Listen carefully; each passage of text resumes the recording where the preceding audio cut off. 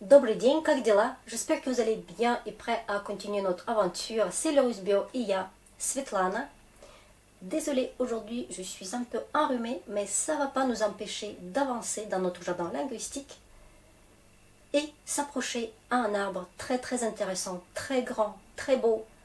Il s'appelle le verbe. Aujourd'hui, on va faire connaissance avec le verbe russe. Comment il est? Tout d'abord notre symbole, солнце.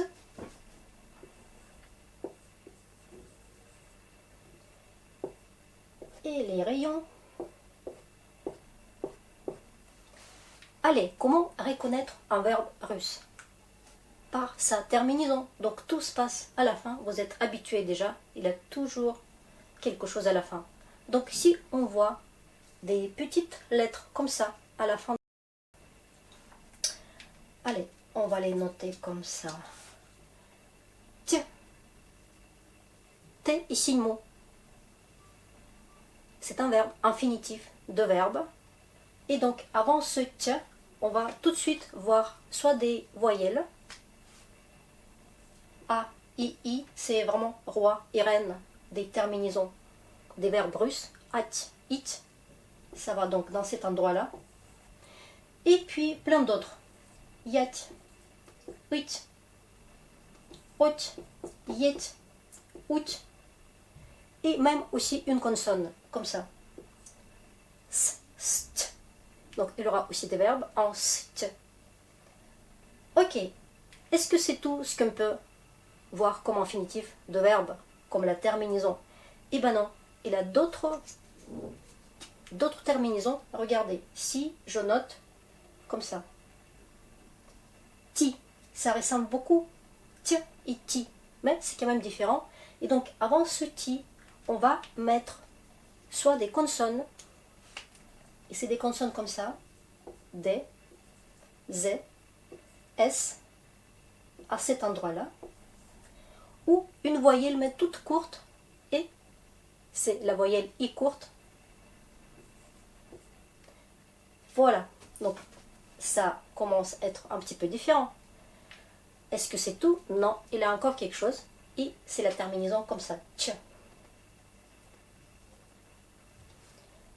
Qu'est-ce qu'il y a devant ce tch?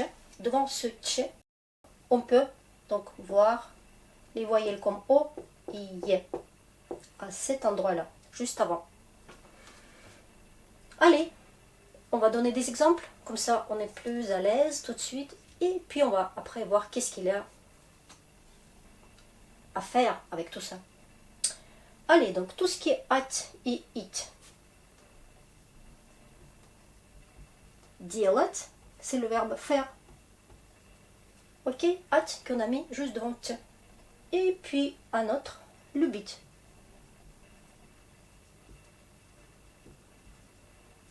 Voilà. Et donc pour tout le reste, il a aussi des exemples. Allez, bah, on peut noter. Allez, on va prendre ici quelques exemples. Гулять. Se promener. Мыть. Уметь. Laver. Уметь. Savoir-faire, etc., etc. Donc, avec toute cette gamme des voyelles. Et maintenant, avec S, on va, par exemple, noter le verbe нести. Porter. Et puis, donc, les verbes avec tch. On va les noter ici. C'est tout petit d'habitude. Мочь, pouvoir. Et donc plein d'autres. Avec yé aussi. Лечь, печь. Bon, d'accord. C'est tout court, on peut noter. Печь, c'est cuire, mais dans le four. Ok. Plein d'autres. Maintenant, est-ce que c'est tout ce qu'on peut faire? Ok, au niveau d'infinitif, c'est ça, mais on peut aussi faire quelque chose de plus. Et ça va nous donner les verbes pronominaux. Comme en français, quand vous dites laver, il se laver. Bah, nous aussi, on est capable de faire ça. Et vous savez ce qu'on fait? Bah, en fait, on prend un peu ce se. C'est vraiment lié avec le se. français, ce se laver, nous, en russe, ça va être sia ou sia. Donc regardez, se, sia, sia. On n'est pas très perdu, quoi. Sauf que nous, ce, et en russe, c'est sia ou sia. On va mettre à la fin d'un infinitif et ça va rester à la fin quand on va conjuguer. Donc ça va jouer entre ça et ce, mais il n'y aura pas de me, te, je me lave, tu te promènes. Vous voyez, ce sera toujours ces choses-là, mais à la fin d'un mot. Alors, quelques exemples. Tout à l'heure, j'ai dit mouit, laver. Alors, comment on va dire se laver? Mouit, sia. Et dans quelle situation on va mettre se? Ça va être plus avec les verbes en ti. Et on va prendre un exemple, un autre verbe en ti. Naiti. Naiti, c'est trouver. Et comment on dit se trouver? Naiti. Voilà. Donc cette gamme-là, ça ne correspond pas à chaque fois avec les verbes pronominaux français. Parfois, c'est carrément le contraire. Donc nous, on a, et vous, vous n'avez pas. Et donc, si vous avez, et nous, on n'a pas, voilà, vous voyez déjà que ça ne va pas correspondre à chaque fois. Mais quand même, pas mal de correspondance dans cette histoire. Ok, donc pour se trouver, pour se laver, c'est très bien. Par contre, pour se promener, nous, on n'a pas. On ne peut pas dire goulette, ça. C'est comme ça, goulette. Voilà, il faut savoir ça. Maintenant, qu'est-ce qui peut se passer d'autre avec l'infinitif de verbe? On est toujours dans l'infinitif, vous voyez? Il a tellement de choses à dire. Regardez, donc l'infinitif de verbe, est-ce que vous vous rappelez? On a parlé déjà de ça un tout petit peu. Un verbe, il peut avoir deux infinitifs. Et c'est une histoire de deux aspects du verbe. Est-ce que vous vous rappelez de ça? On va tout de suite donner un exemple. Donc, il s'agit de deux aspects. On va les noter comme ça. Donc, c'est perfectif et imperfectif. Et donc, ces deux aspects,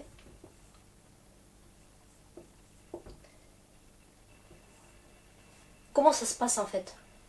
Bien sûr, c'est un sujet qu'il faut traiter très très bien, expliquer très très bien aussi. Mais pour l'instant, c'est juste pour vous donner l'idée que deux infinitifs sont là pratiquement pour tous les verbes. Il y a des verbes qui n'ont pas de couple. Eh oui, mais c'est rare. Majorité, il a. Et on va prendre quelque chose de simple comme notre verbe делать. Regardez, quelle est la différence en fait?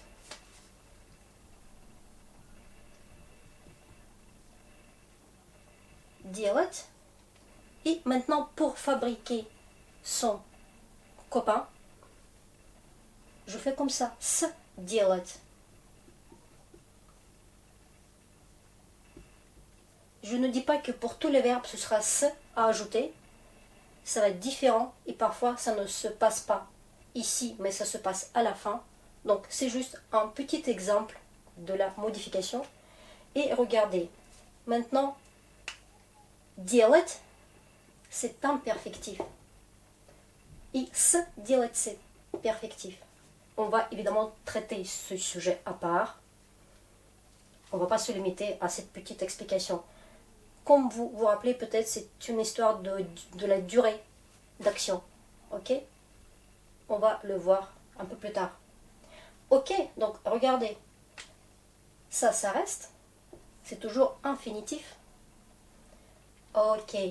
Maintenant, on va peut-être passer à autre chose. Qu'est-ce qui peut se passer encore avec un verbe? Eh bien, un verbe, on peut le conjuguer quand même. Hein? Et donc, en russe, il y aura vraiment deux conjugaisons, deux classes, deux groupes de base. Vous voyez, Après, évidemment, on va un peu aller dans les différentes directions, mais deux conjugaisons de base, il faut les noter tout de suite.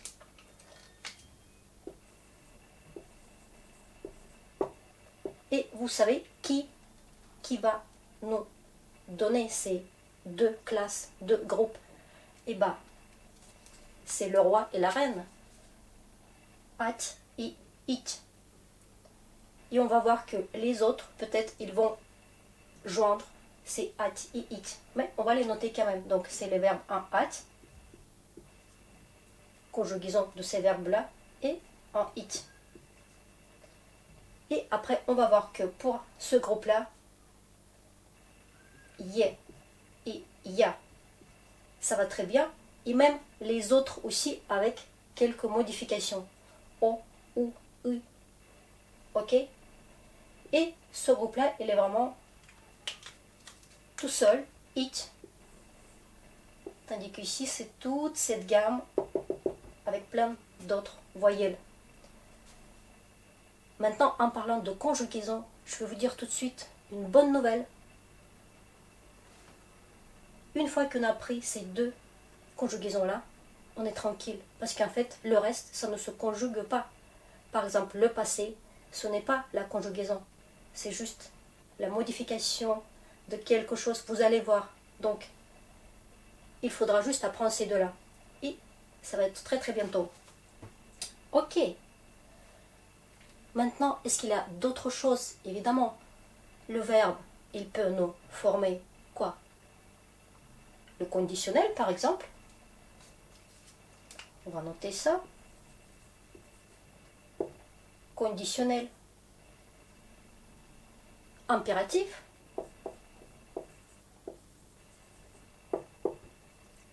Et aussi subjonctif. Vous voyez, comme en français. Et on va voir comment ça se forme. Chaque chose a son temps. Allez, est-ce qu'il y a d'autres choses qui peuvent se passer avec un verbe? Qu'est-ce qu'il peut nous faire?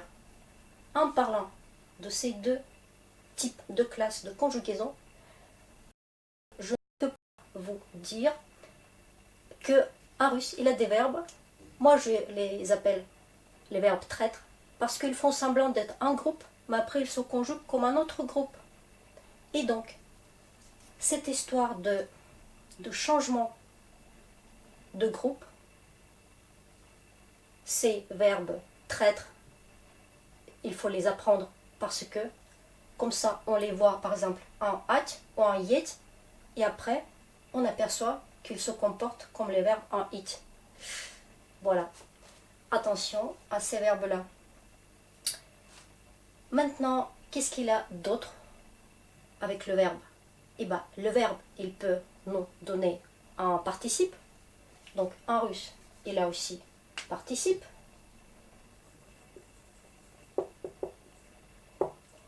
Et il y a aussi gérondif. D'accord? Donc, comme en français. Sauf que ça va être un petit peu plus compliqué. Par exemple, le participe, il peut être actif et passif. Il peut être au passé et au présent. Gérondif aussi, il peut être au passé et au présent. Donc, ça commence à jouer un peu ces danses-là. Ok, donc ça, il peut le faire. Et même, on peut fabriquer un nom à partir d'un verbe. Donc, le verbe, comme en français, lire, lecture. D'accord? Écrire, écriture. Nom aussi, donc on peut aussi transformer un verbe en nom. C'est possible. Qu'est-ce qu'il y a d'autre à dire au niveau de verbe? On va voir que le verbe aller, il n'est pas là, mais on va le noter. C'est vraiment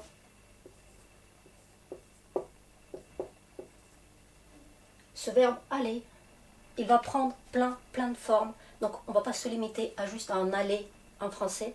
Les Russes, ils peuvent aller à pied et en transport. Ils peuvent faire ça régulièrement ou occasionnellement tout ça, ça change ce petit verbe aller. Et donc, on va dire que ça va prendre plusieurs visages. Donc, attention, le verbe aller, c'est quelque chose de space. Quel d'autre verbe est aussi un peu bizarre? C'est le verbe être. On l'a pas au présent, je vous ai dit, mais en fait, il existe, sauf que cette forme-là, on la laisse tomber. C'est la même pour toutes les 6 personnes. Allez, le verbe être. On va le noter peut-être en rouge. C'est vraiment un truc à part. C'est un seul verbe qui a sa conjugaison au futur. Ah ah. Donc, il n'y a pas de conjugaison de futur. Non. On va juste faire la conjugaison de présent, mais avec les verbes de perfectif. Et ça va nous donner tout de suite le futur. Mais le verbe être, il a son futur à lui. C'est quand même très très intéressant comme comportement. Donc attention à ça. Attention au verbe aller. Et puis aussi un verbe avoir qu'on va éviter, mais à tout prix. Donc, imit, il est là? Non, il n'est pas là. Voilà. Il va se comporter comme un sage. Donc, il va faire la conjugaison normale. Ce n'est pas un verbe traître. Mais par contre, on va l'utiliser très très peu. Pratiquement pas du tout. Donc, attention à ça aussi.